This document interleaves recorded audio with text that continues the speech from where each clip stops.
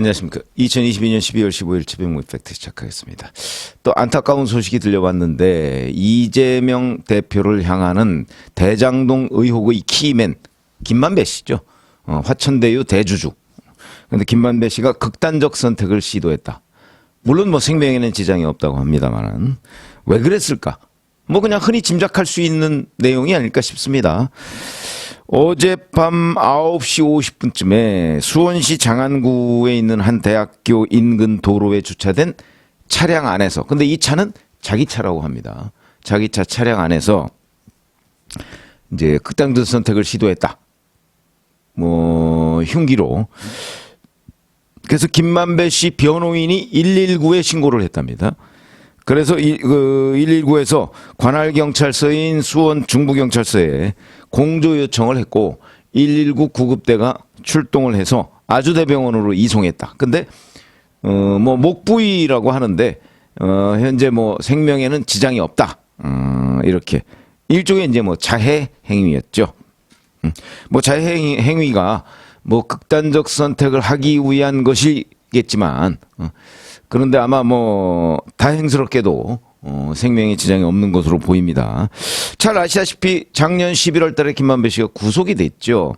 대장동 개발 과정에서 성남도시개발공사에 최소한 1,827억 원의 손해를 끼친 혐의, 배임. 이렇게 돼서 이제 6개월간 수사를 받다가 올해 또 6개월 구속기간이 연장됐고 검찰이 이 구속기간을 또 연장해달라 이렇게 법원에 요청을 했는데 법원에서 그걸 받아들이지 않았습니다. 그렇기 때문에 이게 늘 보면 이런 문제가, 그래서 이제 석방된 게 올해 11월 24일인데 늘 이런 문제가 발생합니다.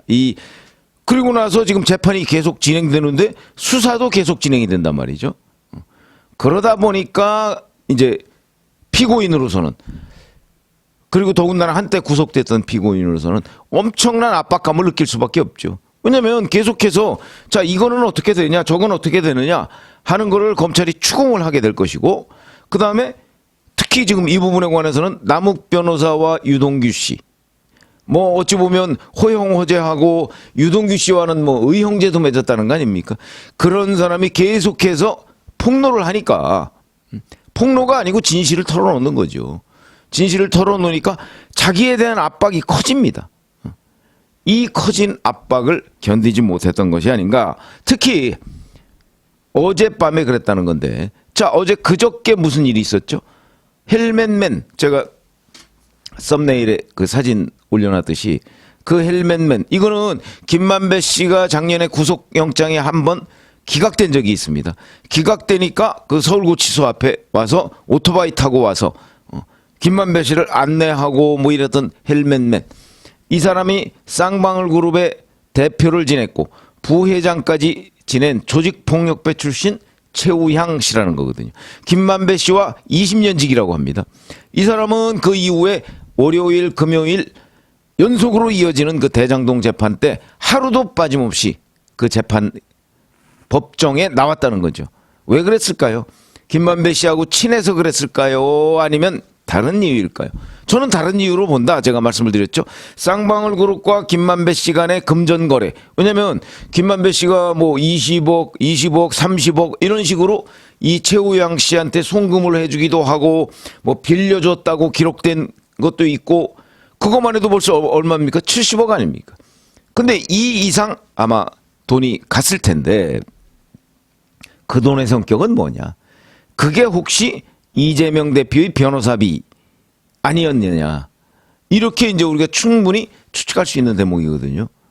아니면 뭐 다른 것이거나 뭐 이런 건데, 자 바로 이 사람이 이제 체포가 됐고, 그 다음에 이한성이라고 천화동인 화천대유의 계열사가 천화동인 1호부터 7호까지 있는데 2호, 3호 뭐 이런 건 다 김만배 씨 뭐 누나 뭐 인척 이런 사람들입니다. 4호는 남욱 변호사, 5호는 정영학 회계사, 그 다음에 뭐 6호, 7호는 뭐 다른 투자자 이렇게 돼 있는데 1호만 투자와는 무관한 것으로 보이는 이한성. 이한성은 누구냐? 이재명 경기도지사 시절에 평화부지사를 지냈던 이화영 전 의원이라고 있죠. 이 이화영 전 의원의 한 10년 전쯤에 보좌관을 했던 사람입니다. 이 사람이 갑자기 천화동인 1호의 대표자로 공동대표로 등록이 되어 있는 겁니다. 이게 이상한 거죠. 만약에 이게 김만배 씨가 지금까지 주장했던 것처럼 정말 천화동인 1호는 온전히 내 것이다. 그게 성립하려면 자기 이름으로 해놓거나 아니면 뭐 자기 누나, 뭐 자기 친척, 여하튼 차명으로 해놓거나 이래야 되는데 그게 이한성 씨란 말이죠. 그러니까 이화영 전 의원의 전 보좌관. 그렇다면 이게 자기 게 아니고 절반은 그분 것이라는 그 정영학 녹취록에 나오는 그 얘기가 저는 맞을 가능성이 뭐 거의 100%다 이렇게 봅니다. 그렇기 때문에 김만배 씨와 무관한 이한성이라는 사람, 물론 김만배 씨와 완전히 무관하지 않습니다. 성균관대학교 후배로 알려져 있습니다. 그러니까 뭐 그럴 수 있겠다. 그러나 그렇다고 해서 천화동인 1호의 배당금이 1208억입니다. 천화동인 7호까지 해서 가장 많은 배당금을 받은 그곳 대표를 자기하고 아주 밀접한 관련도 없는 이한성이라는 사람한테 공동대표를 맡겼을 때는 곡절이 있는 거죠. 그래서 그 사람 등 하여튼 재산 은닉과 관련해서 3명이 체포가 됐는데 그 직후입니다. 이거와 매우 밀접한 관련이 있을 것이다. 이게 뭐냐면 그날 또 압수수색도 있었습니다. 여기저기. 무슨 얘기냐면 김만배 씨를 변호하는 곳이 법무법인 태평양 굉장히 큰 로펌이거든요. 거기에 특정 변호사도 압수수색을 당했습니다. 왜 그랬을까? 이것도 한번 추정을 해보면 변호사 사무실을 왜 압수수색했을까요? 아마도 김만배 씨가 변호사 비용으로 거액을 맡겼는데 이게 통상적인 변호사 비용보다 더 많은 액수일 가능성이 저는 있는 것으로 봅니다. 더 많은 액수. 그러니까 원래 변호사 비용은 뭐 한 50억 뭐 이 정도일 텐데 거기다가 뭐 예를 들어서 한 200억을 맡겼다든지 변호사 비용이라는 명목으로 재산 은닉으로 볼 수 있죠. 저는 그런 첩보가 입수된 것 아닌가. 그래서 김만배 씨 변호하는 로펌을 압수수색한 거죠.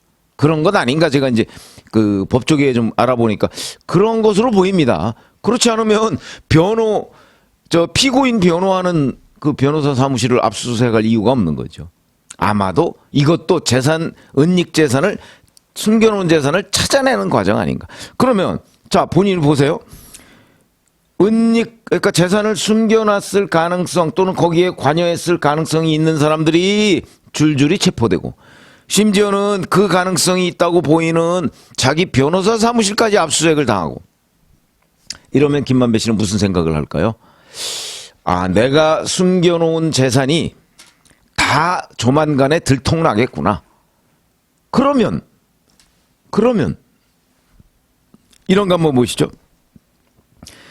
정영학 녹취록에 보면 우리 이렇게 해서 뭐 한 3년 살다 나오면 되지 하는 표현이 있습니다. 김만배 씨 자기 입으로.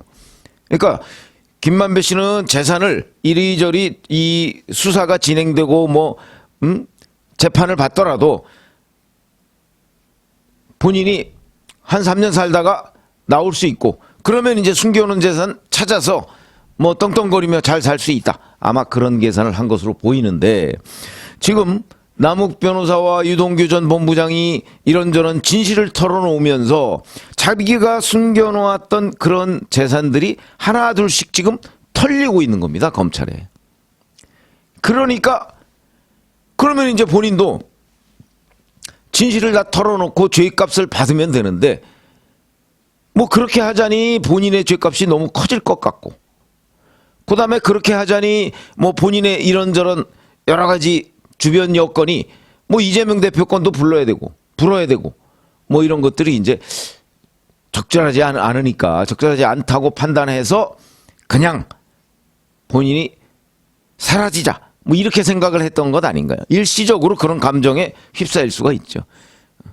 그러니까 이건 뒤집어 보면 무슨 얘기냐면 지금의 검찰이, 지금 윤석열 정부의 검찰이 핵심을 찌르고 들어가는 거다, 지금. 김만배 씨를 압박하고 있는 거 아닙니까? 압박을 하려고 하는 게 아니고 수사의 진실을 지금 밝혀내고 있는 과정인데 김만배 씨가 보기에는 이게 핵심으로 파고드는 겁니다. 자기가 숨겨놓은 재산이 다 털리게 생겼다, 지금. 그러면 김만배 씨의 선택은 사실은 이런 선택보다는 털어놓고 선처를 요구하고 그다음에 뭐 이런저런 형량을 줄이고 아직 젊지 않습니까? 그래야 되는데 그런 선택을 안 한 것으로 보인다. 이런 거 한번 생각해 보시죠.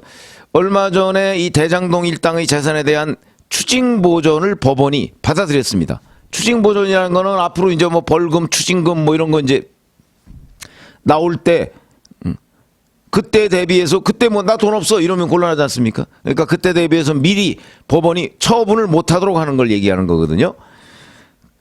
그 대상이 남욱, 그다음에 김만배, 정영학 회계사 이런 사람들입니다. 근데 제가 알기로 남욱 변호사는 그동안에 여기저기 빌려준 돈이 꽤 많다고 합니다. 그러니까 남욱 변호사는 이 추징보전한 거 다 뺏겨도 그래도 남욱 변호사는 자기 재산이 있는 사람이고, 그 다음에 정영학 회계사도 여기는 뭐 제가 잘 알 수는 없지만 여튼 그런 상황인데, 김만배 씨 경우에는 사실 그 뭐 법조팀장, 머니투데이 법조팀장 해가지고 뭔 돈을 그렇게 쌓아놨겠습니까? 오로지 이 대장동으로 벌어들인 돈이 천문학적으로 늘어난 건데 이 대장동과 관련한 수익을 다 빼앗겨버리면 거의 빈털터리가 되는 겁니다. 김만배 씨는. 이런 압박감. 그러니까 결국 검찰 수사가 지금 핵심을 향해서 진전이 되고 있다. 그러니까 김만배 씨가 그 상황을 제일 잘 알 거 아닙니까? 그러다 보니까 압박도 훨씬 심해졌다. 예를 들어서 문재인 정부 검찰이다 그러면 김만배 씨가 이 검찰 수사가 어디까지 갈지 정확하게 예측하고 있었을 것으로 보입니다. 그러니까 굳이 이런 선택을 할 필요가 없는 거죠.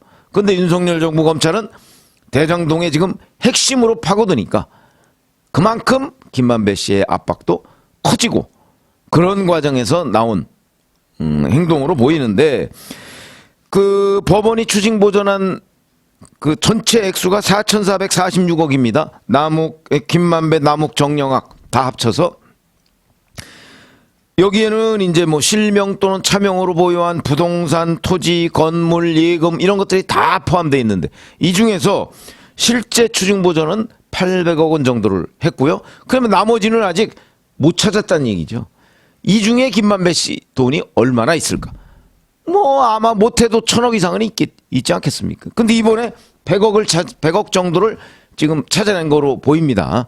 자, 그러면 앞으로도 뭐 수백억을 더 이제 검찰이 찾아낼 텐데 찾아낼 수 있을지 없을지 모르겠습니다만은 그러니까 김만배 씨로서는 그 재산을 지키자는 생각을 했음직하고 그 재산을 다 지키지 못할 것이라는 판단이 들면 아마 김만배 씨도 진실을 털어놓기 시작할 것이다. 그렇게 보는데, 그러니까 제가 이게 김만배 씨와 검찰 간의 일종의 치킨 게임이죠. 하여튼 거의 검찰은 수사를 끝까지 철저히 하고, 그리고 김만배 씨는 그거에 대한 방어, 뭐 입 닫고 뭐 이러고 있는 건데 누가 지치느냐 먼저, 또 검찰이 얼마나 숨겨놓은 재산을 많이 찾느냐, 여기에 따라서 김만배 씨가 입을 다 열 수도 있고 아니면 지금처럼 그냥 닫고 모든 걸 자기가 안고 다 들어갈 수 있고, 그렇게 되면 이재명 대표는 굉장히 적어도 대장동과 관련해서 요 돈으로 처벌하기는 어렵고 배임으로는 처벌이 가능할 것으로 보입니다. 뭐 배임죄는 뭐 4갈래로 지금 수사가 진행되고 있으니까 아마 그 4갈래 중에 하나 정도는 틀림없이 뭐 초과이익 환수조항 삭제라든가 아니면 화천대유의 15개 블록 중에 5개 블록을 수의계약으로 분양해줬거든요. 이 수의계약으로 분양해준 게 직권남용이죠. 이런 부분이라든가 뭐 이런저런 하여튼 4갈래로 배임 혐의가 진행되고 있는데, 그 진행되고 있는 배임 혐의 중에 네 개가 다 인정이 될 수도 있고 뭐 그중에 한두 개는 인정이 될 수 있으니까 그건데 지금 얘기하는 이 대장동 수익이 이재명 대표의 뭐 선거 자금이나 경선 자금으로 쓰였다는 부분은 만약에 김만배 씨가 끝까지 입을 닫으면 또 천화동인 1호의 실소유주가 과연 누구냐 하는 부분을 김만배 씨가 끝까지 입을 닫으면 그러면 미궁에 빠질 소지도 없지는 않다. 그런데 그 과정으로 지금 정확하게 만약에 윤석열 정부 검찰이 엉뚱한 곳을 지금 파고 있다면 김만배 씨가 느긋하겠죠. 근데 그렇지 않은 것으로 보인다. 이렇게 이해를 하시면 되겠습니다. 아마도 이런 점으로 보면 시간이 좀 걸릴 것 같다. 그렇게 되면 이재명 대표에 대한 소환 이런 것도 조금 시간이 더 늦어질 것으로 보입니다. 고맙습니다.